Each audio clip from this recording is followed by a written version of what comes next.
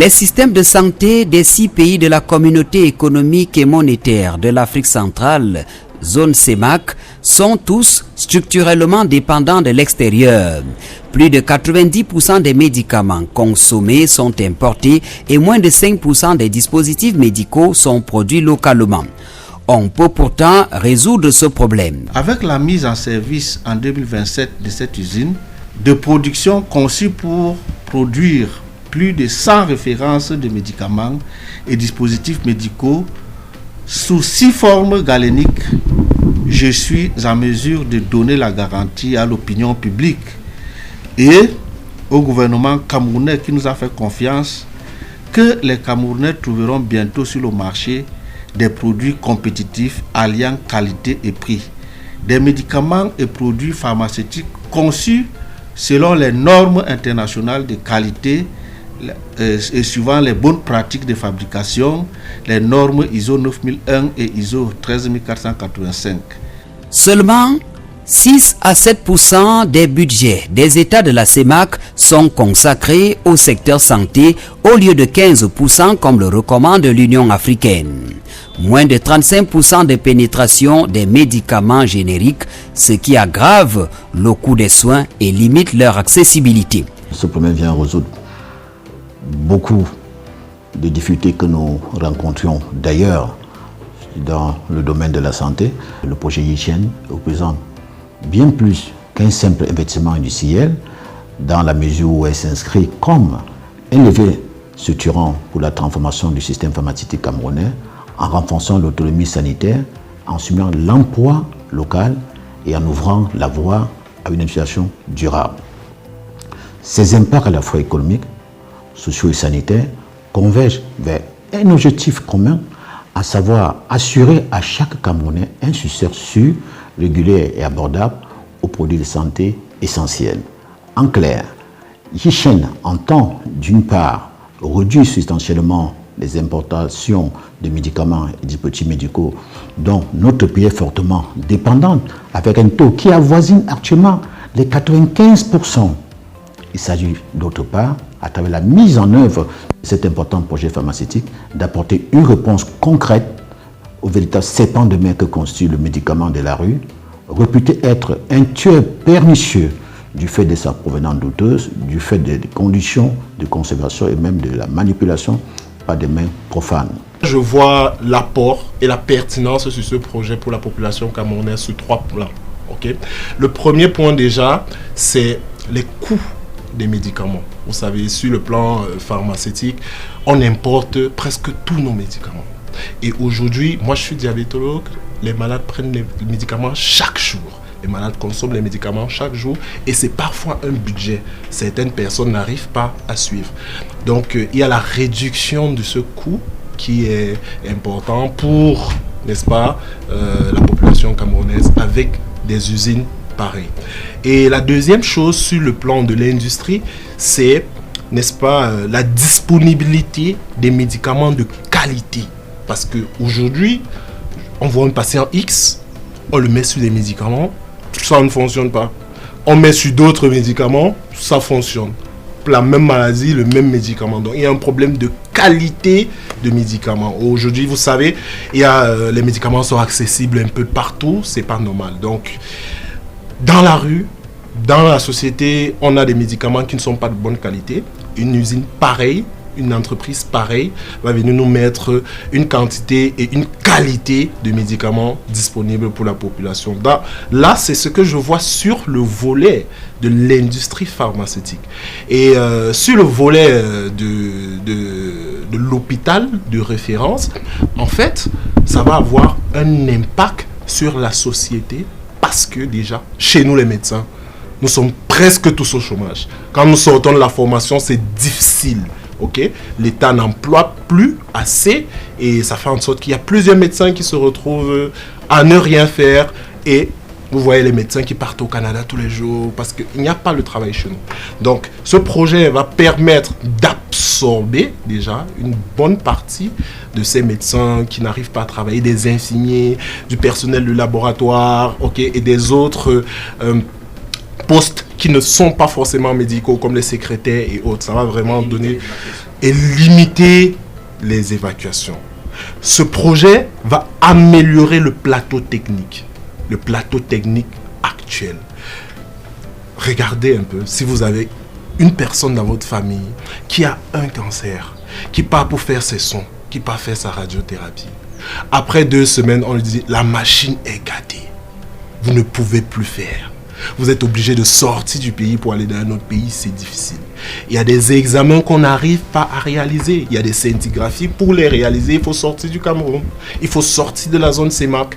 Ça, c'est très compliqué pour certains patients. Ça veut dire si on a donc un hôpital de référence qui a tout le plateau technique moderne disponible, ça nous rend vraiment la tâche facile.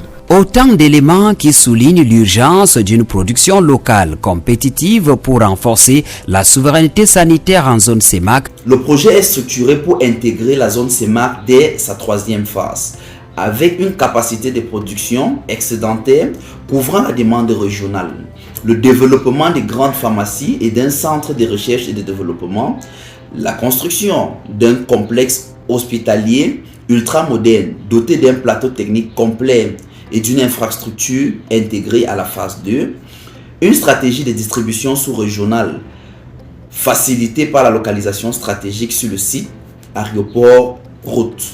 Elle va créer 300 à 500 emplois directs dès la première phase et plus de 1000 emplois directs à moyen terme. La première production est prévue pour janvier 2027 à l'issue de la phase 1, étalée de juillet 2025 à janvier 2027 et de la mise en exploitation de l'usine.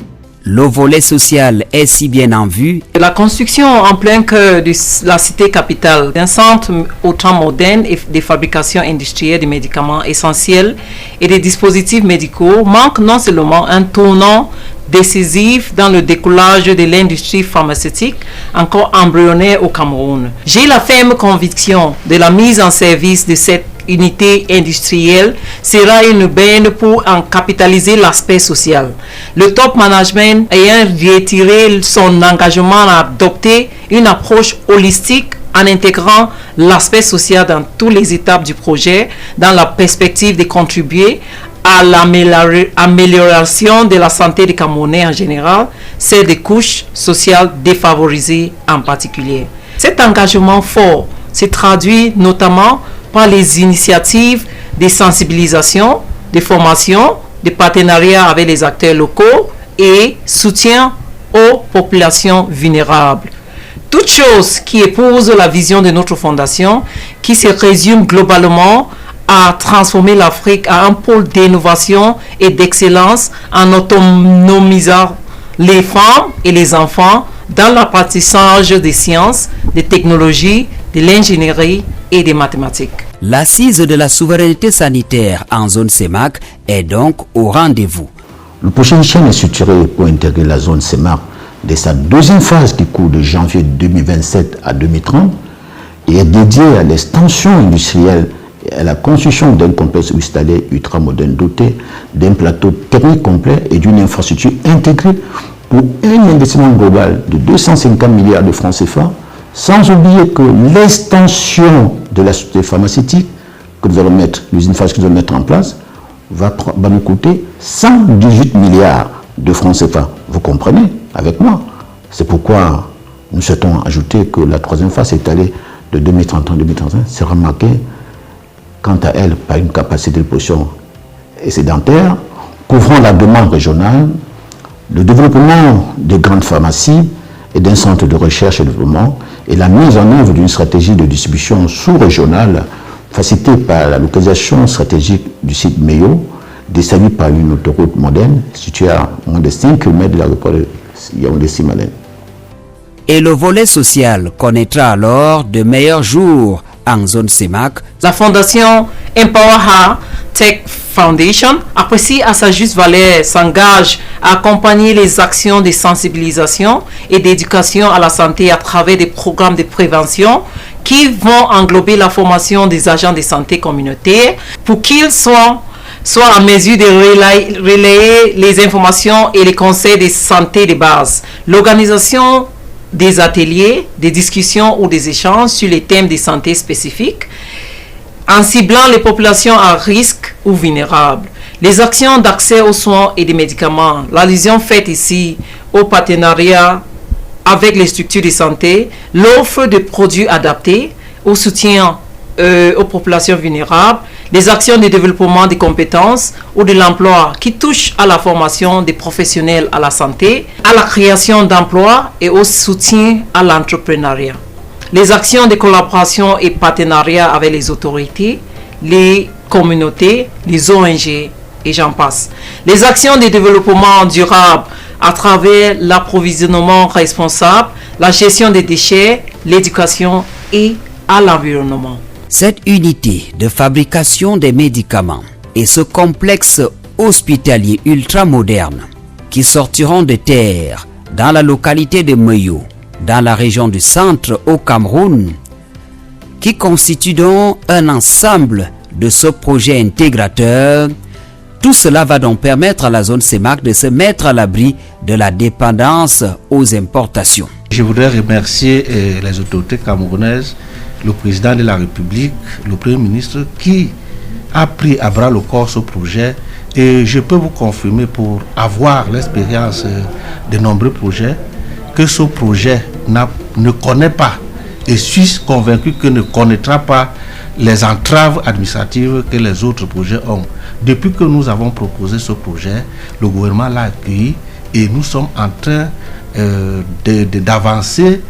Je pense que nous n'allons pas décevoir le gouvernement camerounais qui nous a accordé le privilège de monter ce projet au Cameroun. Et donc, je voudrais que les Camerounais accueillent ce projet avec grand plaisir, qui est une bonne réalisation du renouveau. La zone CEMAC en avait vraiment besoin.